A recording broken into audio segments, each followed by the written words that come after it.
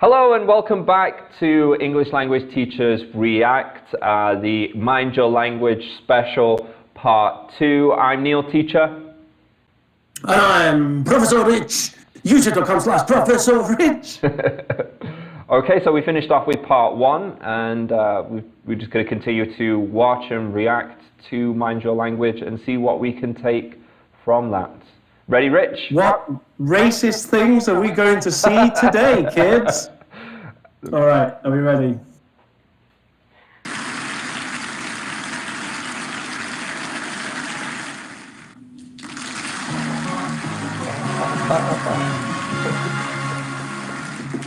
Enter. Mrs. Courtney? Miss. Miss. I just brought the registration fees for the students. Ah, good. Now, how many students have you? 9. So there should be 45 pounds in there. Yeah, well, that all depends upon the rate of exchange. I don't know. Not all of them had £5 in English money, so I collected £29.50 in sterling, and the rest is made up of 2,000 yen, 3,000 lira, 250 pesetas, 75 drachma, 50 francs, and 12 Deutschmarks. According to this morning's financial papers, that should give us a profit of £1.42.5p. Then I suggest you take it to the bank in the morning and convert it to English currency. Right, I'll do that. Pre-Euro, Oh, obviously. by the way, how's the femme fatale? Ah, yes, Danielle. Well, at the moment she's in the tea room with Italy, Spain, and Greece trying to establish diplomatic relations. Well, I hope she's not going to cause any bother. Oh, no, I'm sure she won't. Look, I'm not gonna sit here. No, it's me who's gonna be sitting here. Oh my And God. before you will sit over there. And before you were sitting over there. You take it on me. Who, me? You go back sit where you were before. No, I sit here. You not sit here. Gone old Benny Who's Hill. gonna be stopping me? Me. Yourself. You think you're tough? Come out the side. Okay. Where are you going? We go outside to have a punch up. I'm going to, how you say, knock his bloody off. I say it's a bloody blocker is a knocker dog. Just a minute. Okay, that for me is the funniest moment. Right, and I'm going to, how do you say, knock his bloody block off. And I don't know if it's intentional that the guy, like, he's supposed to not be able to speak English, but has this, like, knock his bloody block off I've noticed expression. that throughout the episodes, so far, they've just got like, they have terrible English and then suddenly they come out with these perfect slang or perfect idioms and shit like that. Yeah. It's very contrived, obviously, for humour. Yep. Have you ever had any of this sort of dust-ups in classrooms over other students, romantic relations between students causing problems?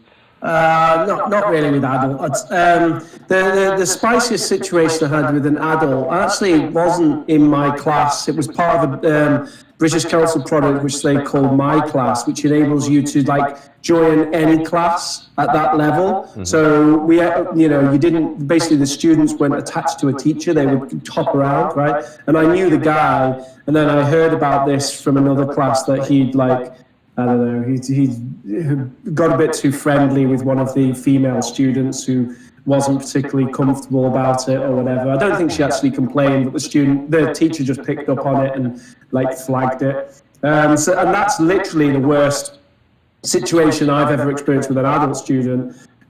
With teens, the worst I've ever had is during the break time in my class, and I wasn't there because I was on my break, one of the other teachers saw it, thankfully. One student had a chair above his head and he was moving as if he was going to whack another kid over the head with this chair. And it was a whole complicated situation, which, obviously that kind of violent behavior is completely unacceptable. And, it was a very big deal and we got to get the parents involved and everything. But also the lead up to that also warranted parental involvement for the other people because there'd been some bullying going on beforehand and stuff like that. So it was it was a complicated and nuanced situation. But they were very good at dealing with those things at the British Council. They had a very good system. The coordinators they're ready to sort of take control of these situations once you escalate it, which is it's really nice to have that kind of support. How about you? Have you ever had any really nasty situations in class? With the younger kids, I've had a whole bunch. There was one particular student when I was in Korea that was he was just completely out of control, and it was like he was exposing himself, standing Jeez. on tables. I think he How old was the kid? before I came there, before I was a teacher there, he had spat on another teacher. Spat, spitting. Yeah. He was maybe 7 or 8. Jeez. It was a really, really difficult situation with him. Definitely, I had to basically have him as my helper at the start of the class. Just have him stood next to me, so I had him kind of like within reach, and I'd have him passing me stuff that I need and stuff like that, and just trying to keep him close so I can control him.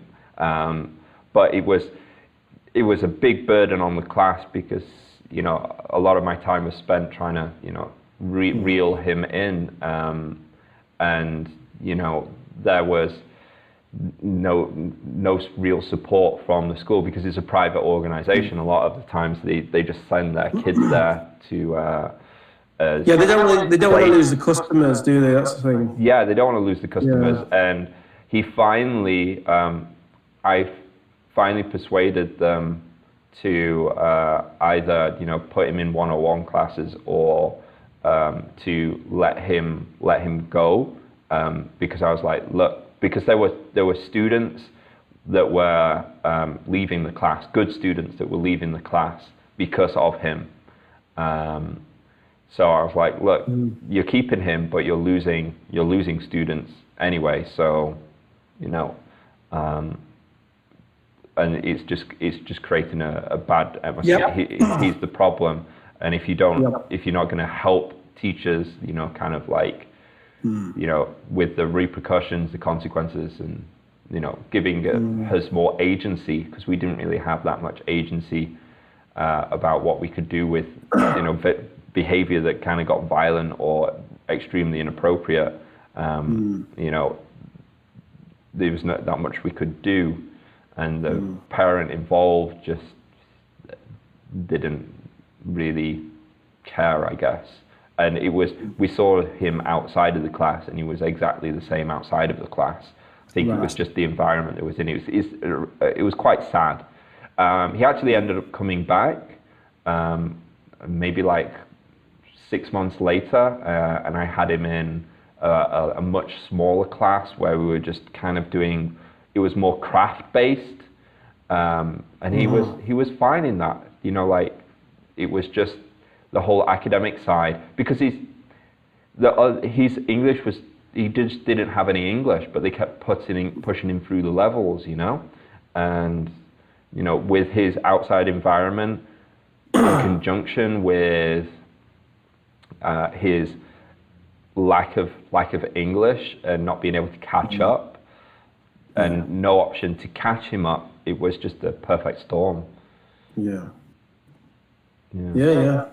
it's tough, isn't it, if you're not supported by the institution. And I think the vast majority of schools are like that, aren't they? They don't have much of a behavioural procedure, and it's really, really negative for the teachers to be in that environment, I mean, I think I already spoke about it, not about the British Council and their procedure, but that final step that they take, which is like parents meeting, behaviour contract. The kid signs it, the parent signs it, the behaviour contract lists the behaviour that they've done that's wrong, what's expected in future, and if they breach the behaviour contract, they're gone, and we take your money, we keep your money. That's what you're signing, right? So it's just saying, look, this behaviour is totally unacceptable. It absolutely needs to end, and you're now going to sign to say that you agree to that, right? And then when someone's on a behaviour contract, every class, the teacher has to sign off that they've been okay that class, right? Wow. So the kid has got their little agreement, and it's like, yeah, good. And I think that goes on for about 8 classes, and then we sort of say, okay, well done, you've sort of redeemed yourself, right? But you know, they know they're on the last kind of opportunity there. And I really like the formality of it, you know, these agreements, contracts, and the signing and stuff. I think psychologically it gets into them, you know, because I had that kid with the chair, I had him on a behaviour contract, and he was all right after that. Yeah. Sorted him out. Well, you know, I think it helps as well with someone with some institution like British Council, because I would imagine it's hard to get places there, and you know, it's a little bit more prestigious, whereas you know, some of the other places it's just, well, if we're just going to go to a different school, you know, it's not like, it's kind of almost like British Council's kind of the Harvard, Yale kind of level, where That's it would true, be but a then shame. on the other side of that coin, you've also got the fact that the people who are going there are paying a fortune to go there. So, you know, for them to turn around and say, we're just going to keep your money and kick your kid out, it's quite a tough step, isn't it, as well? That is true. But it's good that they've got that, and I think, unfortunately, it's probably one of the benefits of being such a large institution that also receives or received some extra funding, didn't they? I don't know if that's still the case now, that they receive public funding, but they used to. But anyway. And on a lighter note, I've got multitudes of stories with adults. But the ones that come to mind that are a bit tamer was a conversation class where got a whole bunch of students, kind of young, you know, university students, and there was a couple of kids. I was going to call them kids. A couple of them students in there that were had racier senses of humor. So we were doing this game where it's kind of doing the "We Will Rock You" song. I get them kind of doing the tap tap tap tap, and it's like we were doing that, and then you can kind of throw it. It's kind of an improv technique, and you throw it. And you, it's like a drama game. Yeah, it's like a drama game. I can't remember the name of it, but we're all doing this, and everyone has to keep the beat and keep engaged.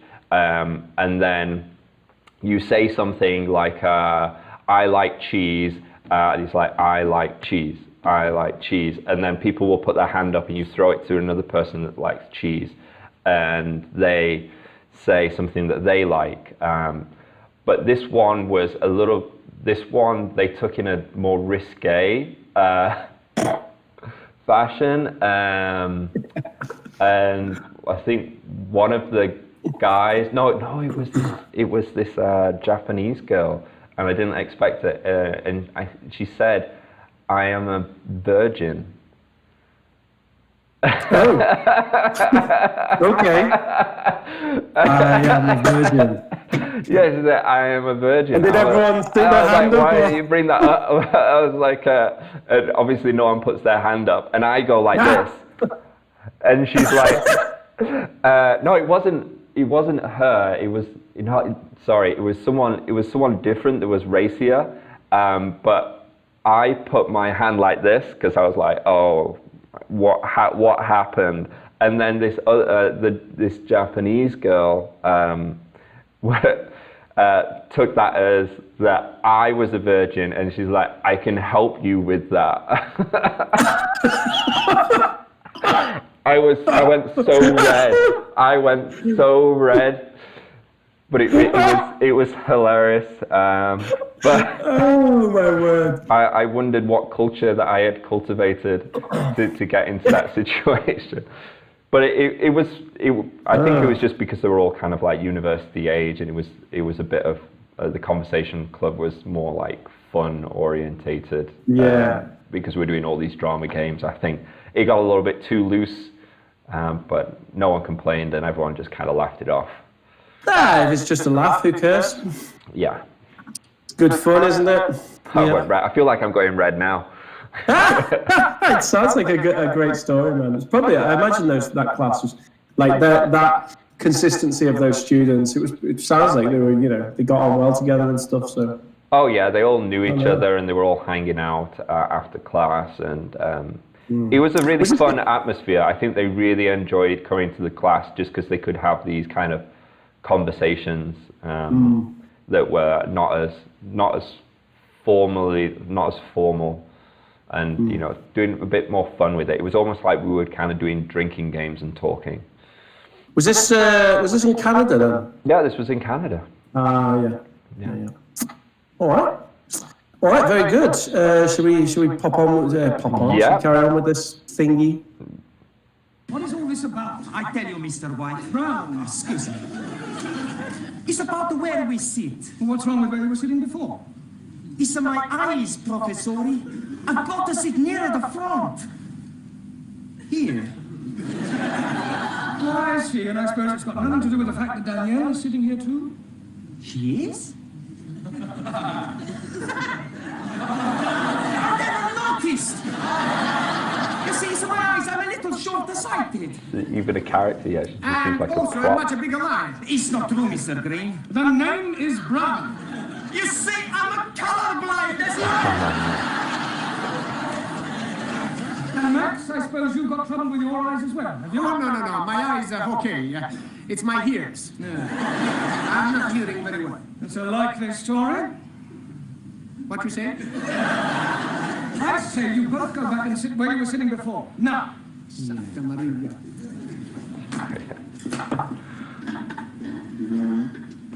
I hope you don't think I was, how you say, too forward.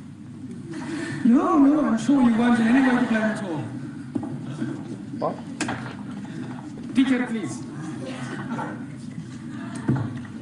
Mr. Blau, Yes? please forgive my lateness. I apologize, but I lost my way. Not to worry. What is your name? Chung Suli, Suli. And where are you from? Democratic Republic of China. And what is your job? Secretary, Chinese diplomat. Very nice. Right, question we put to you. Taro, how are relations between Japan and China?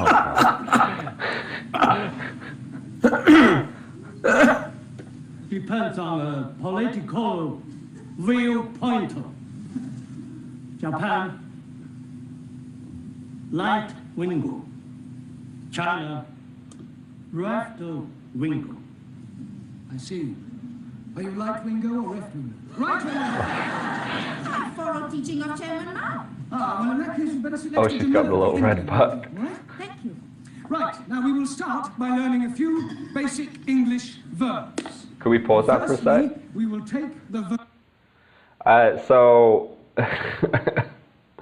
I think one thing from this as well is kind of that little instance would maybe be a small demonstration of why it would be a good idea to have just a little bit of background of like the culture that you're going into, you're teaching within the classroom, like to be more.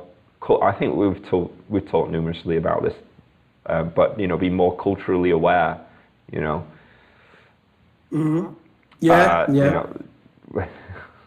And where he's going, the Chinese relations between China and Japan. And it's like, how are the relations between China and Japan? Okay, yeah, well, probably a good idea to have, a little bit of background on that because, it can be a very sensitive subject. Especially in that particular area. I've not dealt with it in classroom, but I've heard stories of, people that are, it's really difficult for them to talk about, because, related to the war and all that sort of stuff. But it's not that far in the history.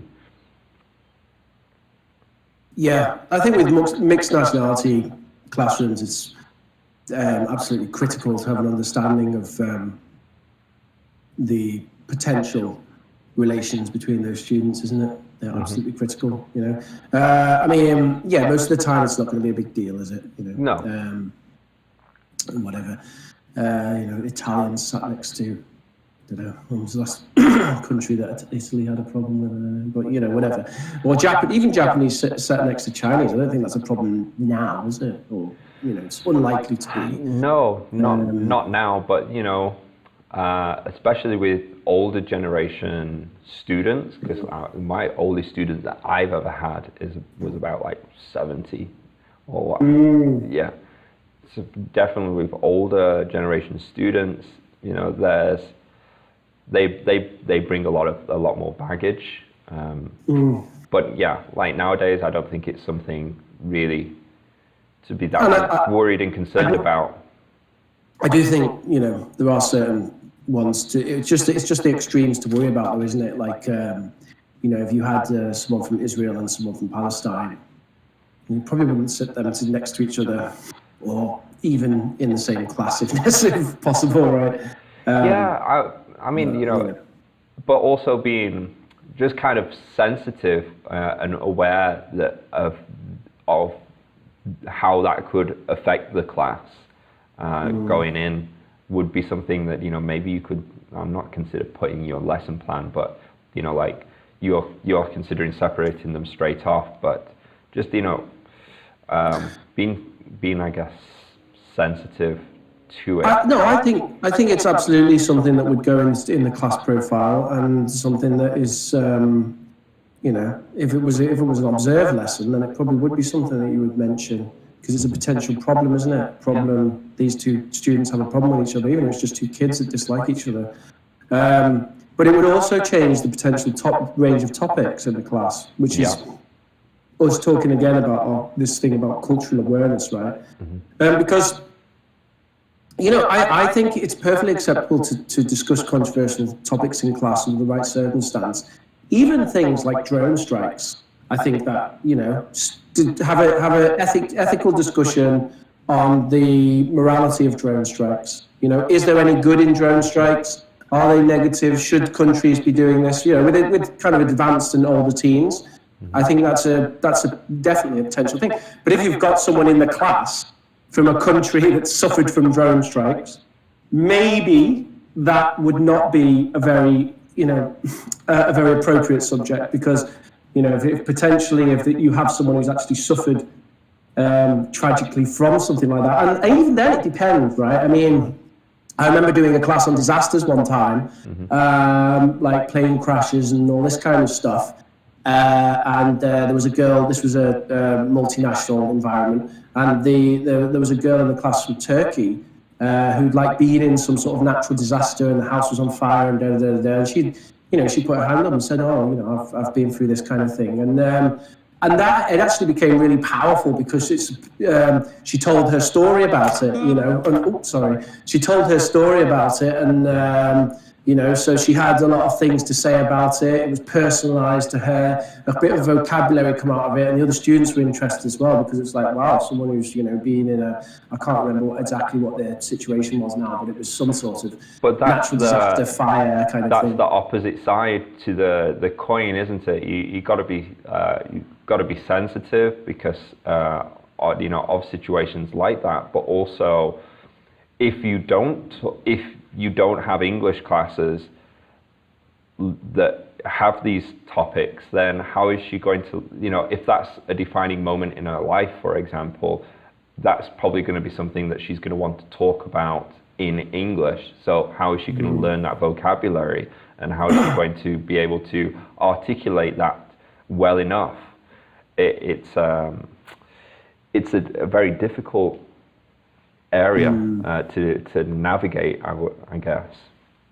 Yeah, it kind of reminds me of, you know, like maybe not something as more topics that we talk about more, but that are more hidden.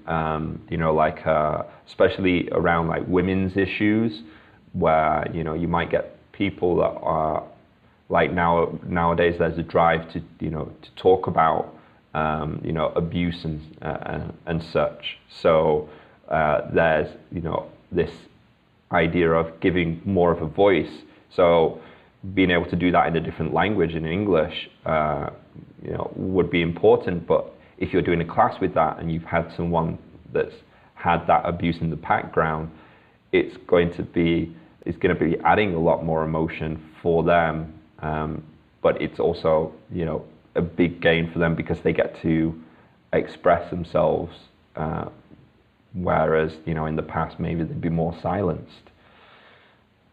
And then then it's like, well, I just want to teach English. Yeah, you can't shove it under the rug, can you? So I don't know. Personally, I like risque topics, controversial topics, and I think it's important as a teacher to be ready to deal with those situations, and you have to make judgment calls as well. If you fired up the controversial topic and you get a situation where someone seems like they're getting upset or offended, you've got to do something about it. So that's just a case of being aware and ready to deal with that as a teacher, right? In Vietnam, I like to talk about sort of the pros and cons of communism quite a lot with the kids, right? And it was a little bit taboo to do that because it's actually against the law to criticise the Vietnamese government. And we were sort of dancing along that dangerous edge. But I have to say the teams were really up for it, and actually most of them were very westernised. They were pretty sort of pro-West, pro-capitalist, certainly not that proud of their sort of communist heritage. So my role as devil's advocate was quite interesting, taking the sort of, yes, but what about blah, blah, blah. But no, I mean, I think it's good, though, to talk about those issues, even if you are dancing on the knife edge. But it's, it's also being sort of hyper-aware and ready to shut it down or, close it off, round it off and change the subject, get something else going on if some sort of problem arises, right? Yeah, being prepared, not just kind of lumbering into it like this goof. How's the relation? Yeah. Like maybe in the back there's of a your lot mind, of okay. bumbling Englishness in this, isn't there? Yeah. There's a lot of they give me this. Well, I mean, that's a whole different video of deconstructing the colonialization of these different countries with the English language. But I think that's a big deep dive video that's for not for this one. Right, are we ready to press on? Yeah. To be. No. I am English. You are Chinese. He is Italian. She is French.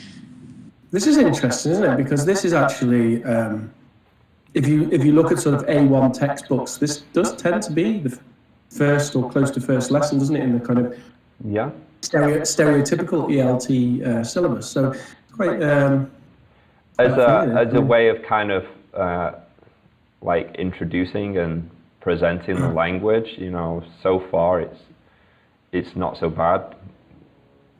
Yeah, I mean, I was just about to say, I think this is the closest thing he's got to actually teaching something. Well, let's see where it goes, though. No, it's gonna be a silly joke, isn't it? He is Babin. You are asking for a kick up your big brown backside. Hello? Pay attention, please. I am. You are. He, she, or it is. We are. You are. They are. They are. I am. This is like the classic archetype of terrible pronunciation drilling, isn't it? Yeah. Incorrect pronunciation drilling that mistrains the students to pronounce things wrong and expect that kind of pronunciation from other people. Well, I am happy, said no one, apart from Brian Blessed. Yeah, I mean, you know, it's a double-edged sword because, you know, if you go straight in with the contractions, then they often, you know, they can miss out on, well, this is, you know, the whole structure. So I kind of feel like it needs to be kind of combined all as one, but you can't just leave out I am, but to have that by itself is not good at all. I think different people are do it different ways. I think if I were designing my own, I mean, to be honest, it's very rare that I get an absolute beginner anyway these days. And even, you know, in any situation, they didn't come across very often in Spain or whatever. You know, it's quite rare that you'd actually be teaching conjugations of the be to be for me. However, if I was going to do it, then first of all, there'd be a judgment call based on the age of the student. And if the student is older teen or adult, that's when I would pay a little bit more weight to what you're talking about, which is you're kind of making the grammar of it a little bit more logical, I suppose, by presenting them with, you know, be as a verb rather than be as a conjugated verb.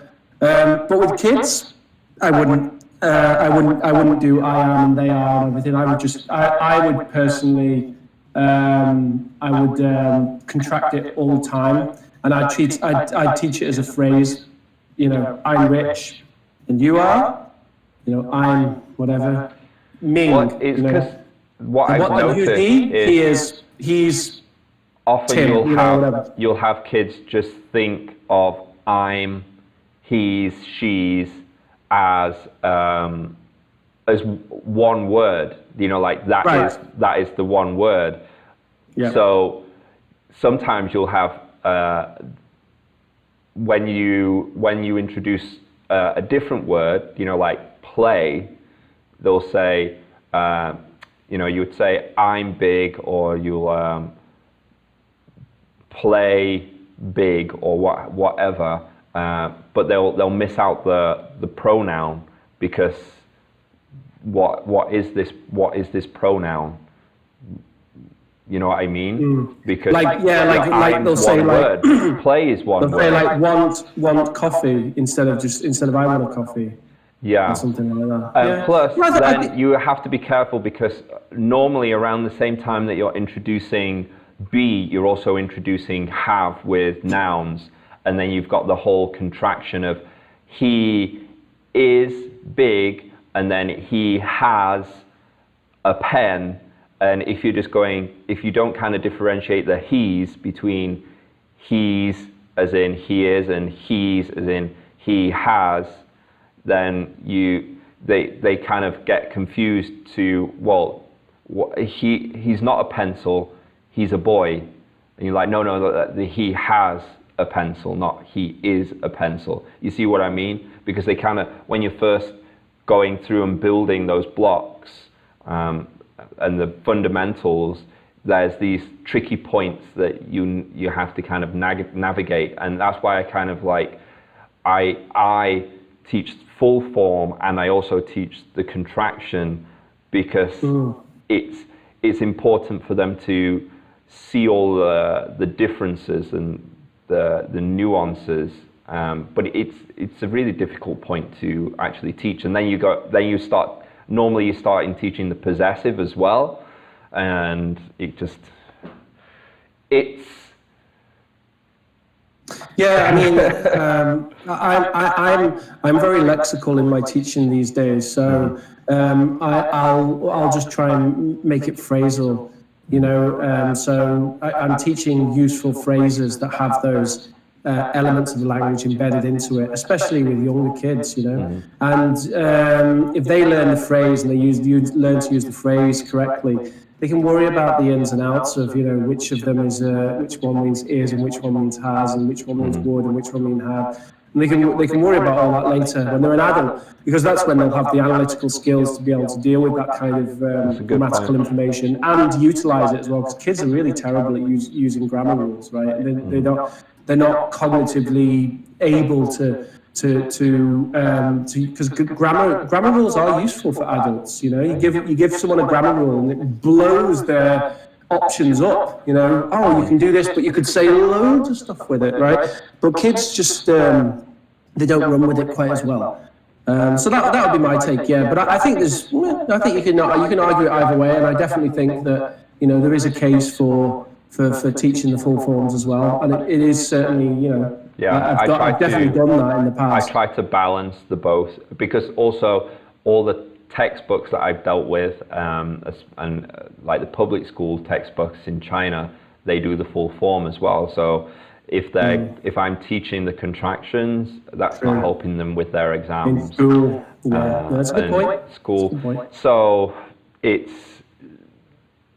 I agree with everything you're saying. It's just there's certain realities that you often have to deal with that it's never that ideal, but as a teacher I think generally you should be used to that. There's always going to be something that is not going to be perfect in class, but you just adapt and try and find the best way forward. Yeah. I feel like my light levels have dropped way off again. There's definitely a mystery to you right now. Oh well. Right, are we going to plod on with this? Yes. Let's see. Now go round the class and ask you each to give me a sentence using the verb to be. Tara, I am. So.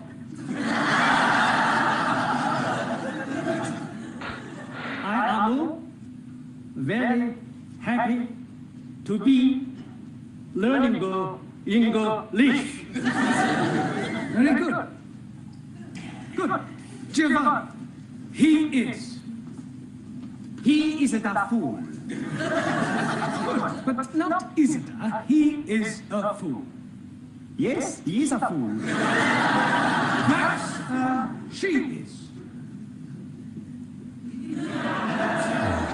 She is beautiful. She is wonderful. She is... Yes, thank you, Max. Juan, it is. Por favor. It is. Por favor. It is raining. Lloviendo. It is rain. Right. It is raining.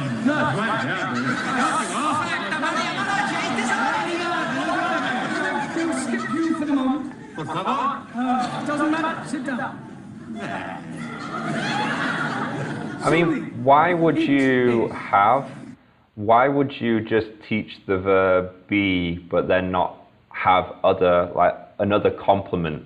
Because, like the example there, he's going, it is raining, and then before that, he's got students that saying, it is wonderful, it is, they're using it, they're not using the verb to, they're using the verb to be in a multiple different ways, and he's basically just introduced the verb be when, without giving them any sort of instruction on, kind of how he wants them to use that. And, I mean, could you even say, I think when he's using the verb to be, when I would be introducing it, I would be introducing it as kind of like the verb to be, but when he's giving examples of it is raining, he's not really giving examples so much of the verb to be, but maybe more of the progressive tense.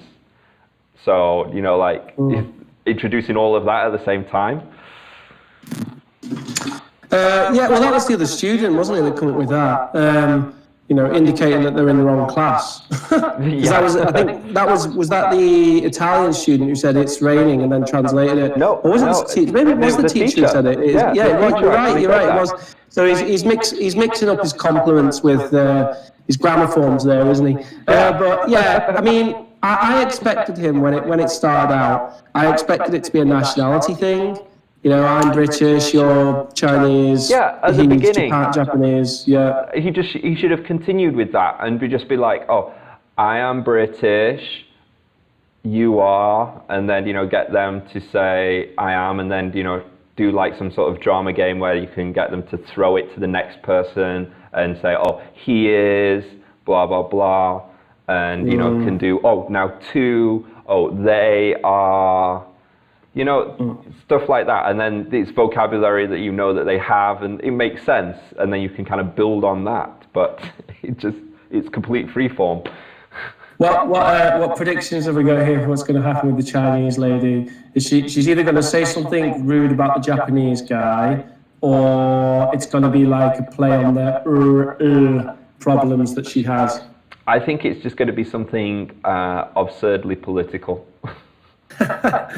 All right, let's have a look. It is duty of every citizen to I knew it! Danielle, we are. We are lucky to have such. Oh dear God. Quiet, please. Very true. See a dude behind her. No, I didn't see that. Did you notice? Oh my word! It's so he basically gestures. Well, let's have a look. See if I can get it. We are. We are lucky to have such Quiet, please. Oh dear. Oh dear Lord. When was this again? The 60s. The 60s, ladies and gentlemen. 70s, Oh, was it the I think. 70s? Yeah. Well, that is like 50 years ago. Yeah. Yeah. I mean, wow. Okay. Wow. And also, she's just come out with a sentence that's probably the most, it's just so complex. And so the Chinese lady as well, like, she came out with a really, it's not basic English, is it, what they're saying? No, I was like, when she had to go out and research imperial warmonger. I'm like, what? Oh, dear Lord. No. Well, the teacher's having a good time anyway. Very true. I mean, Did he say very true? That's what I'd say. Oh, dear me. Ali, you are.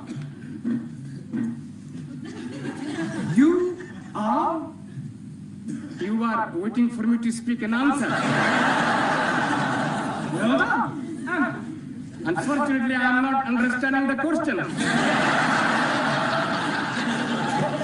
I want you to give me a sentence using you are. I am. No, not I am. You are. For example, you are from Pakistan. I am from Pakistan. Oh, yes, but now use you are. But I cannot say you are from Pakistan because you are not Arab. Repeat after me. You are English. No, I am from Pakistan. What am I? You are confusing me. You are stupid poof.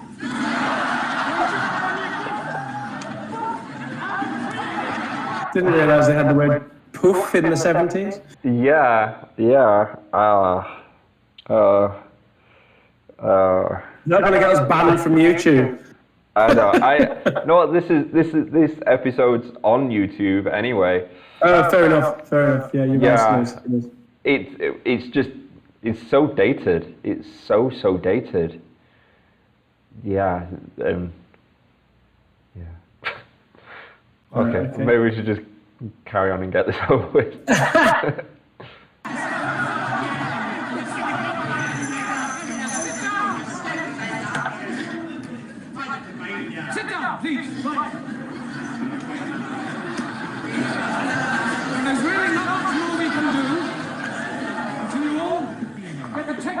was telling you about, but I would like you to do is some homework, all right?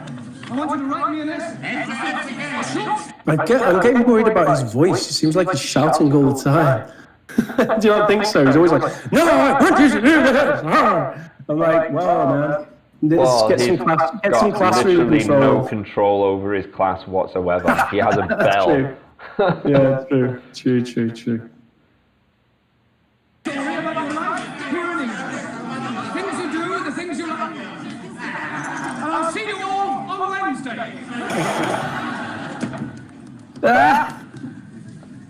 Mrs. Sportman. Miss. But I've just dismissed the class for the night. I think we've just about covered all there is to for the first session. You look a trifle under the weather. Job getting you down already? No, I'm fine. Never felt better. There's just one thing, though. Yes? That window you nailed down on Mr. Warburton climbed out of. What about it? I think we ought to put a few more nails in, just to be on the safe side.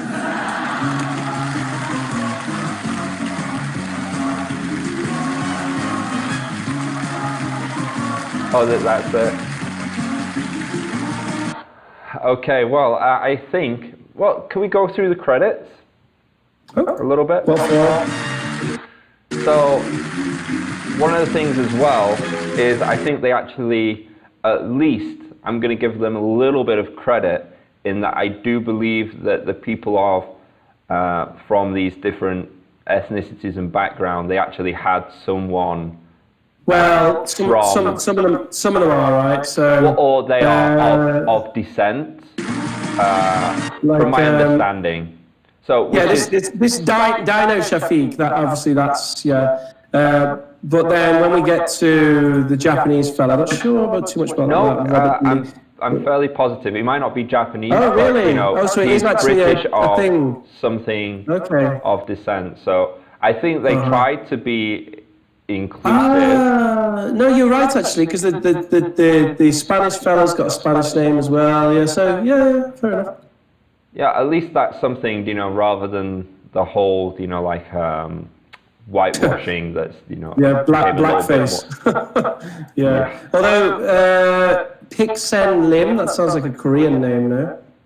Is that a Chinese name? Doesn't sound that Chinese to me, but, that could be their spelling at that time.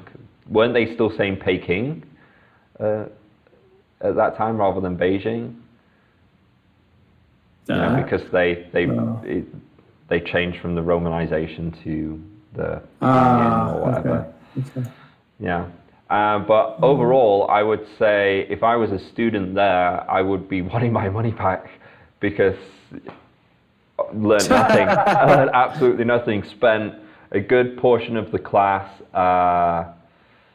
at the beginning with the teachers just talking, and then he had them introducing themselves, and then he collected their money. And then the teaching was basically the verb to be. Have you ever had to collect money from students? No. Yeah, I don't think I've ever done that. I think most institutions would frown on any sort of interaction which involves monetary exchange between teacher and student. Yeah, including even more so that you're taking money from different currencies. But could we take any good points from that? Teaching-wise? Well, I mean, there was a half-decent demo of to be with nationalities, apart from the fact that he was stressing am. But if he would have done it more naturally, I'm English, you're Spanish, he's Japanese. Well, demoed the language point at least. Yeah, that's being very charitable, isn't it? I mean, looking at this, it's not. I don't think we're going to. It's more it's the discussion that it provokes between us about teaching, isn't it? It's not that we're actually going to see any particularly interesting. And it's more another aspect of it, which is quite interesting, is it gives you an insight into the perception of 70s ITV comedy writers about English language teaching. And to be honest, I'd be surprised if the modern perception of what happens in a language classroom is very different. You know, if we were to take someone who's never been in an ELT classroom or any language classroom and said, what do you think actually happens in a 60-minute language class? Mm-hmm. I think they'd be way off. Yeah. And it'd probably been not too far from what we've just watched, with sort of less racism, probably. Yeah, hopefully that'd be the case. I think that was another thing that we're taking in from that was the representations of the different people from different cultures and such, of how characterized a caricature of them were. And I don't know if they were to remake this, how there's no way they would never would be. No, they would never do that. They wouldn't touch it. They wouldn't touch it with a barge pole. And the thing is, I don't know. I think you find it maybe a bit more distasteful than I do, perhaps. Some of the things I thought were way over the line, you know, like the stuff where you kind of the fella like gestures behind the woman went like this. That's really getting into dodgy territory. But, you know, some of the stereotypes and the stereotyping of accents, it's something you have to be very careful of as a teacher in a professional capacity. But personally, I find accents quite funny. You know, I find even the accent where I'm from. You know, do you want to go around the pub for a few bevies? You know, I do find accents funny. You know, and I find, you know, oh, hello, sensei. Oh. You know, I do enjoy that kind of thing. And I know some people are like, oh, I'm not so sure about that kind of thing. Well, I think it's all right. It's at the end of the day, you're not going to do it. You wouldn't do it in class because you want the students to feel comfortable about making mistakes and comfortable about you providing them with, you know, increased pronunciation, things like that. But honestly, you know, it's the question of offences, you know, offences taken or not, offences. What is it? Offences given or not. It's hard to argue that. I mean, as you know, language teachers, we're aware that, you know, that people from different countries with different languages, they have their own issues that you can more or less, you know, predict. Oh, if you're teaching a Chinese student to teach an Italian student, you know, generally where they're going to go wrong. So they are stereotypes and they are caricatures, but language-wise, you know, it is what it is. It's just kind of, you know, when it starts to go into personality is where it kind of gets a bit icky for me. You know, like the lecherous Spaniard and, you know, the overly bowing Japanese guy and stuff. I mean, maybe they could solve that by having sort of a lecherous. They could have two people from Italy, and one of them's the lecherous one, and one of them's the holy Catholic one or whatever. You know, but at the end of the day, I don't necessarily think that stereotypes. You know, it's all about the intention and the nastiness. I think, you know, if it gets nasty, it's like you're being nasty about someone, then that's not good, you know. Yeah. Where they're the butt of the joke, I guess. Yeah, where they're really the butt of the joke as well. I mean, and you know, even then, I mean, people, you know, I've been the butt of the joke plenty of times, right? You can put up with being the butt of the joke, but when it's something quite nasty, where you know, yeah, it's kind of like saying that there are lesser people or something, or you know, something like that. I think that is beyond the line, isn't it? And this show definitely dances along that, if not crosses it, which, as you say, it just shows how dated it is. I'm surprised, really. However, I am from me kind of doing a bit of research. It seemed that it was actually at the time quite lauded because this was a lot of representation at that time. You know, you wouldn't normally have someone from all these different backgrounds, someone from China, so a Chinese character and a Japanese character, and you know, like all these different characters represented in a mainstream show. So, you know, it's kind of if you weigh it in that way, it's, you know, you could present that as like a good element that at least there's some actual representation, even though it's widely off. I think you're right, Neil. I think people fall into the trap of judging the past by today's standards too much, and I think that people don't realise how rapidly society has changed and how rapidly society's values have progressed. It's like people look back at Star Trek, the original series, and they say, "Oh, it was very sexist about women, the way that Kirk behaved." Hugely progressive. Yeah, I know exactly. Not considering that, you know, Star Trek had a woman on the bridge. Now that might not seem like much today, but back then that's a military, you know, it's a military position, and it's a woman in a command position, you know, on the bridge of the flagship of a, you know, intergalactic space federation, right? And that was a big deal. I mean, correct me if I'm wrong here, but didn't they have the first televised interracial kiss between? I've heard that. Yeah, I've heard like that. Yeah. I have heard that was the case. Yeah. Yeah. Was Solo openly gay at that point? Even? I don't think he was actually. I don't think he was openly gay, as far as I recall. But you know, I guess it's kind of similar to the Mind Your Language, because you know you had a lot of different stereotypes. people. Yeah, you know, exactly. Big stereotype, wasn't he? Yeah. But yeah, and I think it kind of helped a lot of discussion. You know, a lot of this discussion came from that. So it was massively progressive. You're right. Yeah. So who knows? I mean, yeah, different time. Maybe Mind Your Language, people would have seen it. You know, wow, look, you know, we've got all these different nationalities you don't normally see on the telly. Yeah. You know, probably people looking back today on stuff that we've got out going, oh. reacting and be like, oh, what is going on with this? Well, reacting is actually quite 2015 anyway, but hey ho, late to the party, but you know, we're bringing it. Yeah. So, do you have any final thoughts that you want to share about Mind Your Language, or just anything? Hopefully we've got something different to watch. What have we got coming up? How about we talk about what we've got coming up? What we've got coming up is we've got some React videos where we're actually going to be reacting to actual teachers teaching ELT.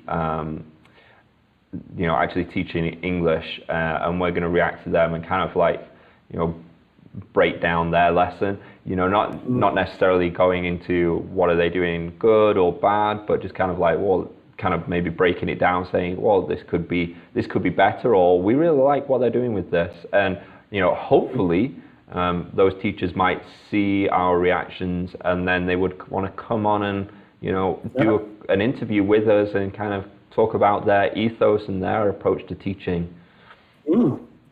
Yeah, that would be pretty cool, definitely. So yeah, reacting to real ELT classes, and then maybe we can even get those people on. And we've got some big interviews coming up, which are kind of yet to be pristinely, solidified in the confirmation diary, right? But that will be good. So some relatively big names from ELT. Yeah, we have big names from the ELT industry coming on, but fingers crossed, where we can, you know, really get into these people that are pioneers with these methodologies, and you know, really dig in and, you know, get something from them we can share with you guys. Yeah. Okay. So I'm Neil Teacher.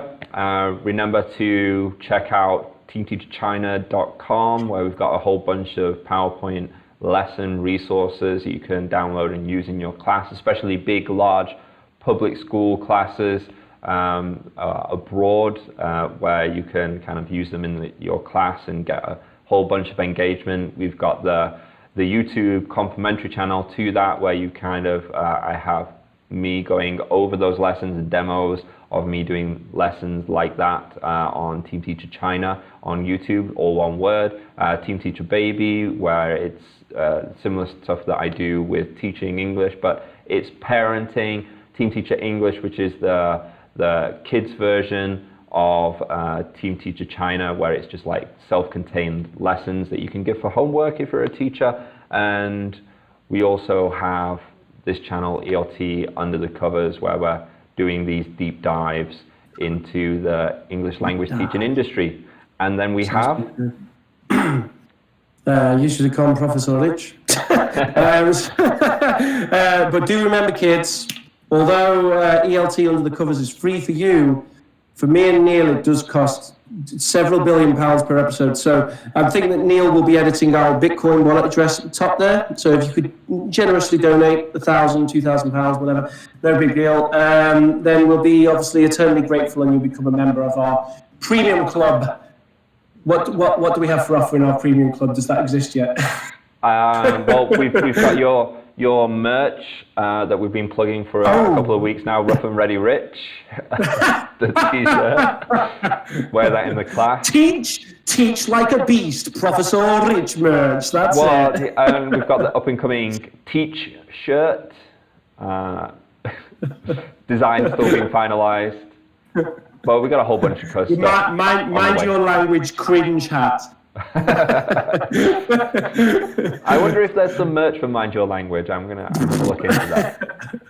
Okay, so signing off. Remember to like, share, and subscribe, and tune in next time.